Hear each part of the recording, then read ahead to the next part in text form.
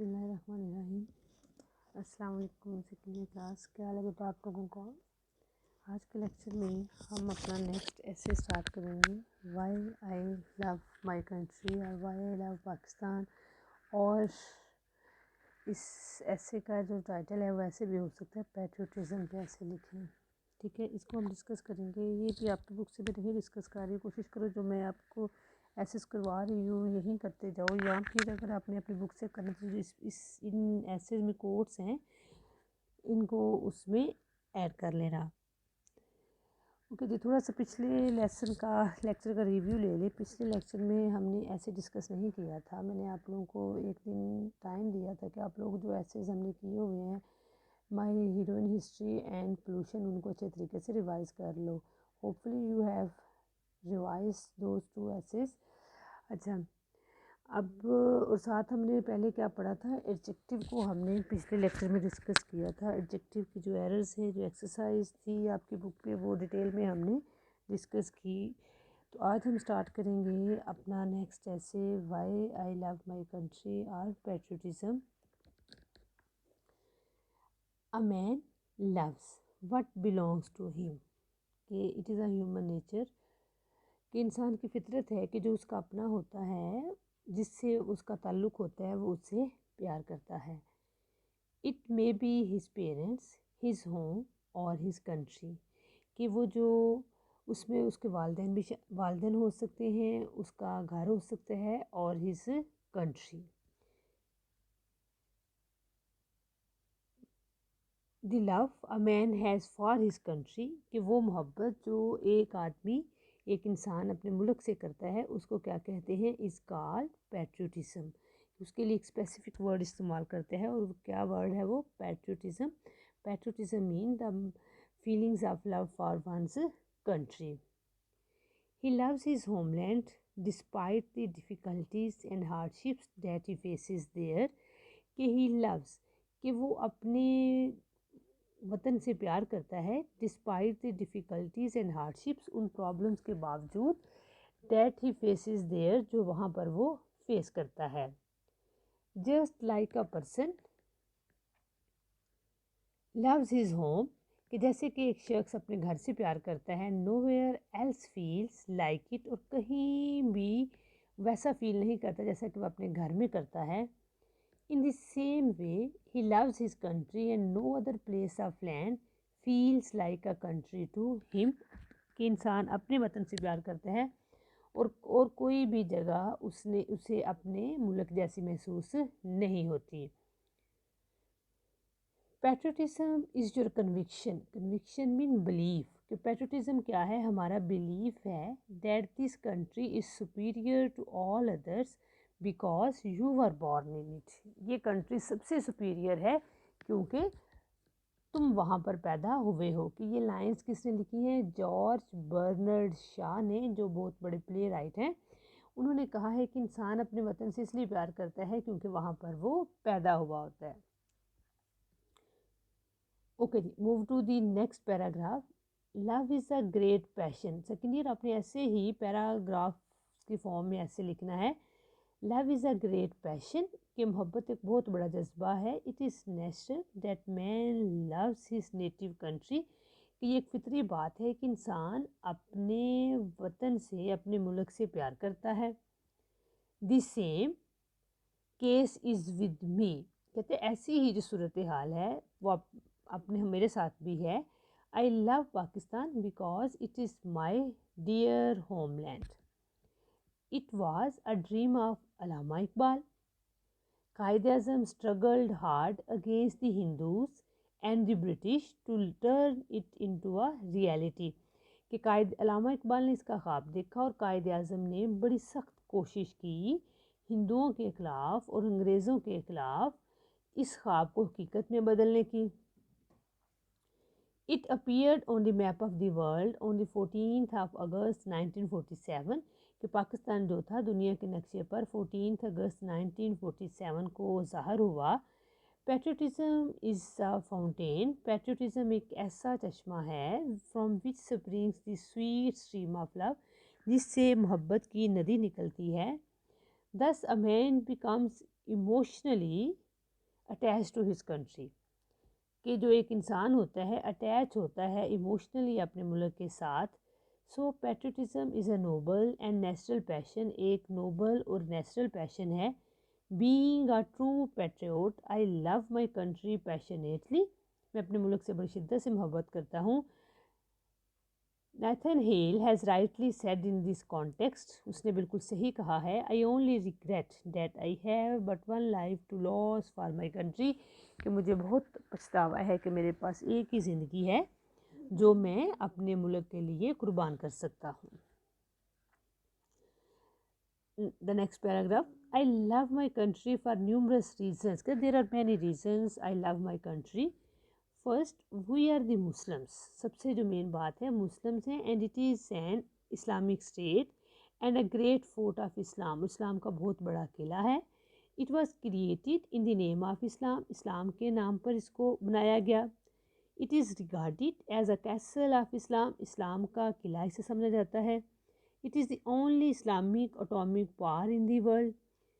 Here we are all free, कि यहाँ पर हम तमाम फ्री हैं to follow the principles of Islam, इस्लाम के असूलों पर अमल करने के लिए.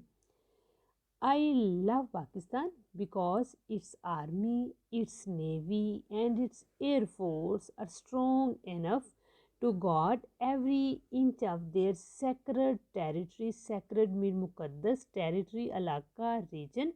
कहते हैं मैं अपने मुल्क से प्यार करता हूँ क्योंकि इसकी आर्मी है, जो है नेवी हो, एयरफोर्स हो, इतनी स्ट्रॉन्ग है कि वो इस मुकद्दस खित्ते की हिफाजत कर सकती है. I love Pakistan because the doors of its services are all open to us, क्योंकि जो doors of its services are all open to us and we are free. कहते हैं यहाँ पर हर किस्म के रास्ते हमारे लिए खुले हैं. And we are free to worship Allah as we please, और जैसे हमारा दिल करता है हम अल्लाह की यहाँ पर इबादत करने के लिए आज़ाद हैं. इट मीन्स कि हम यहाँ पर आज़ाद हैं अपने बिलीव्स को प्रैक्टिस करने के लिए. We are free to go to the mosque और any other places of worship. Everybody is free to offer his prayers, कि हर कोई यहाँ पर आज़ाद है अपनी दुआएं मांगने के लिए according to his creed. We can easily follow the footsteps of our forefathers. हम आसानी से अपने आबाओ उस्ताद के फुटस्टेप्स को फॉलो कर सकते हैं. आई फील प्राइड, कहते हैं मुझे फ़ख्र महसूस होता है in following the great traditions, के मैं जो ग्रेट ट्रेडिशंस हैं, नॉर्म्स हैं, जो इसकी इकदार हैं, उनको मैं जब उनको फॉलो करता हूँ, सेट बाय आवर एल्डर्स, जो कि मेरे एल्डर्स ने सेट की हुई हैं.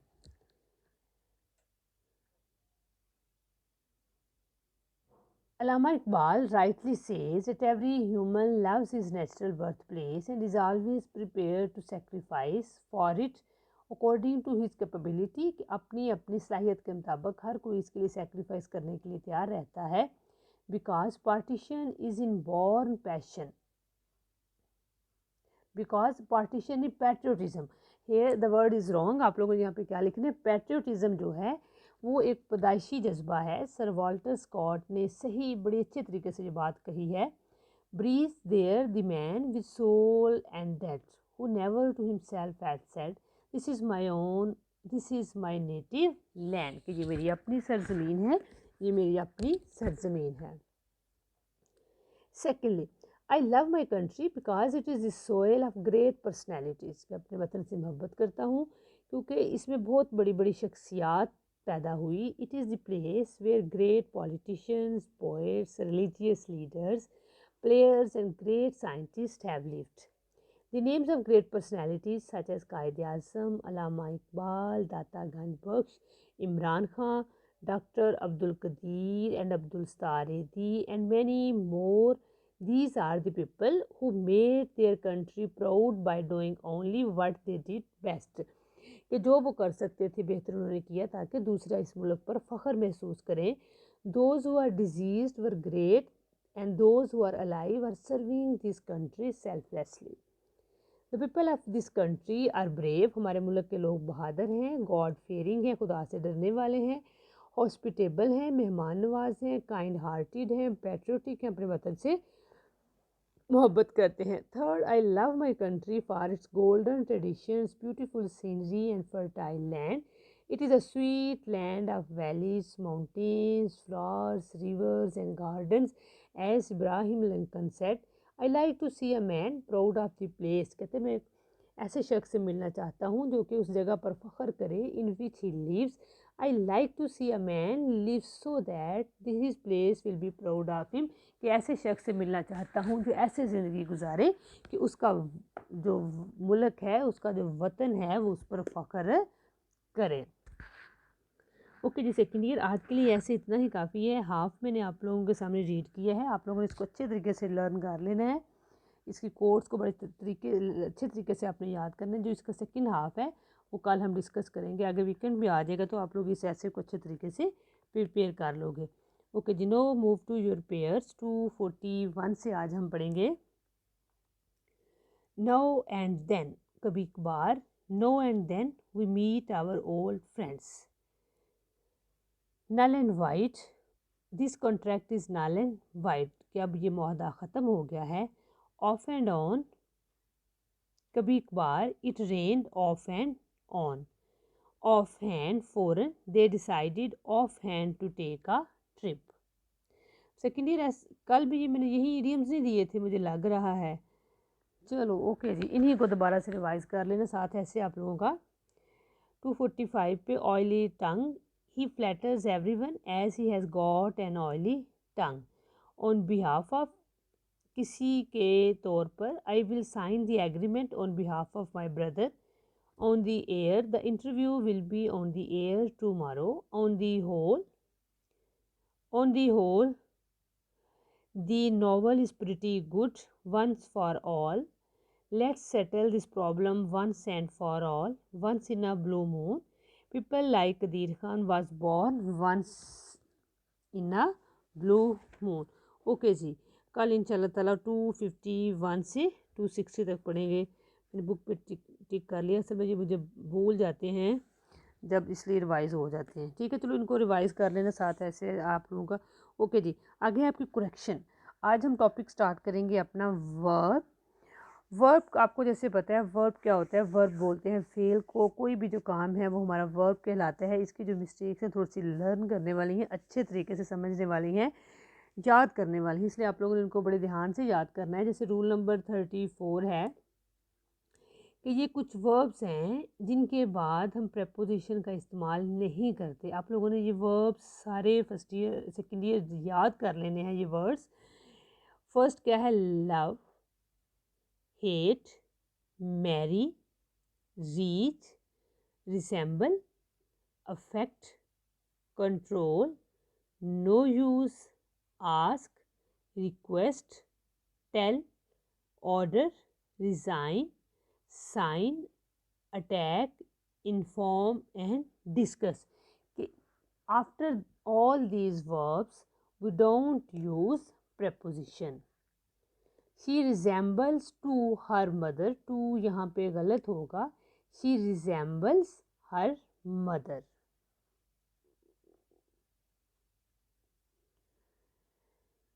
रूल नंबर 35 कि ये जो वर्ब्स हैं, जो कुछ वर्ब्स आगे दिए हुए हैं, इनके बाद हम रिफ्लेक्सिव प्रोनाउन नहीं लगाते। रिफ्लेक्सिव प्रोनाउन जैसे मैंने प्रोनाउन में डिस्कस किया था कि रिफ्लेक्सिव प्रोनाउन, आई का रिफ्लेक्सिव प्रोनाउन क्या होता है? माई सेल्फ, वी का आवर सेल्फ, यू का योर सेल्फ, ही का हिम सेल्फ, शी का हर सेल्फ, दे का देम सेल्व्स और दे सेल्व्स।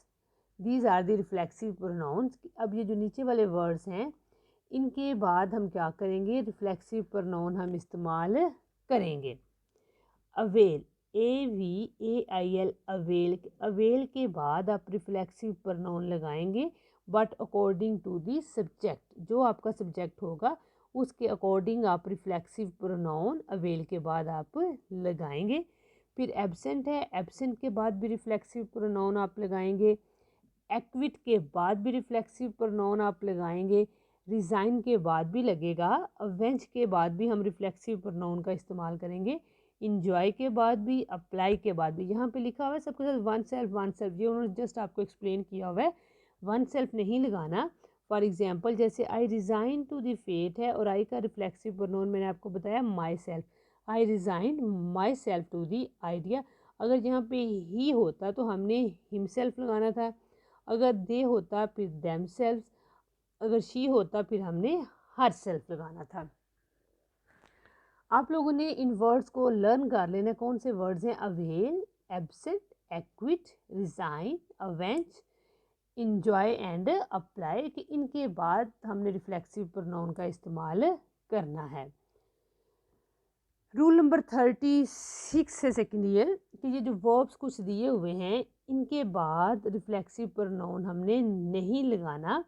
जैसे for example keep, break, bathe, open, spread, turn, draw, rest, enlist, gather, hide, feed, qualify, steal, make, stop and lengthen, कि इन words के बाद don't use reflexive pronoun after these verbs. इसका आप ऐसे भी कर सकते हो कि जो रूल नंबर 35 हमने पढ़ा है उन वर्ड्स को आप लर्न कर लो, उनके बाद लगाना है, बाकी हमने किसी के साथ भी रिफ्लेक्सिव प्रोनाउन नहीं लगाना। रूल नंबर 37, बेयर इन्फिनिटिव, जब फर्स्ट फॉर्म से पहले टू इस्तेमाल ना हो। इन्फिनिटिव हम किसको बोलते हैं? टू प्लस फर्स्ट फॉर्म को हम इन्फिनिटिव बोलेंगे। और बेयर इन्फिनिटिव क्या है? जब हम टू इस्तेमाल नहीं करेंगे। तो रूल नंबर 37 में क्या है कि ये जो हैं कुछ verbs bid, let, hear, notice, have, make, need,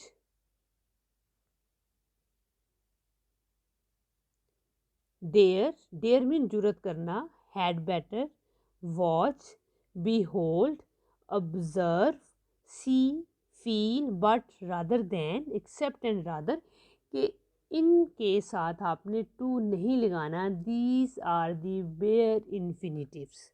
ये let him sit there is right, let him to sit there गलत होगा। I heard him to cry गलत है, I heard him cry. I saw him do it.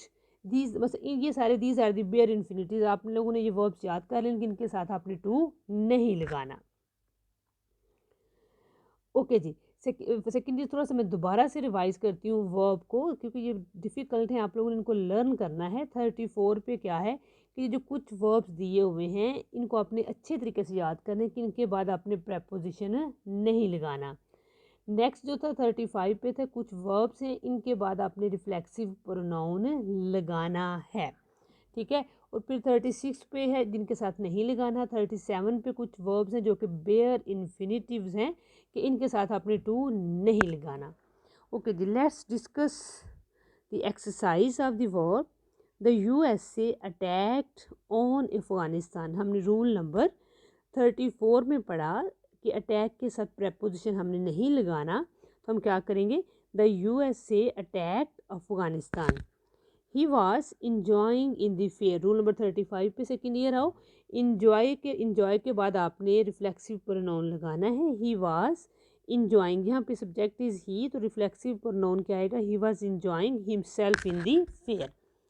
The bird hid, hid जो है इसके बाद हम रिफ्लेक्सिव प्रोनाउन हम नहीं लगाते। The bird hid in the leaves, hid in the leaves.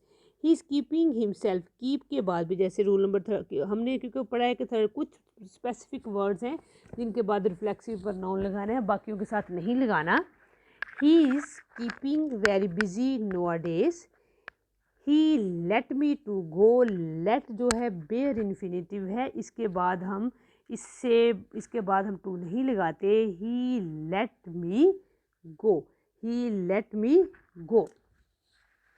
Okay ji, hopefully second year आप लोगों को आज के लेक्चर की अच्छे तरीके से समझ आ गई होगी। आप लोगों ने आज क्या लर्न करना है? हाफ ऐसे याद करना है, why I love my country और वाई आई लव पाकिस्तान, और इट मे बी पैट्रियटिज्म। इसके 3 टाइटल आ सकते हैं, why I love my country and why I love Pakistan and patriotism. उसके बाद आप लोगों ने 10 आपकी इडियम्स, वो कल वाले ही मेरे ख्याल से रिवाइज़ हो गए, चलो उन्हीं को दोबारा रिवाइज़ कर लेना। और साथ आप लोगों ने जो वर्ब के हमने कुछ रूल्स पढ़े हैं इनको अच्छे तरीके से याद करने में बार बार एक बात कर रही हूँ कि इनको आप लोगों ने याद करना है, ये फिर ये चीज़ें रूल्स जो हैं जहन में रहेंगे।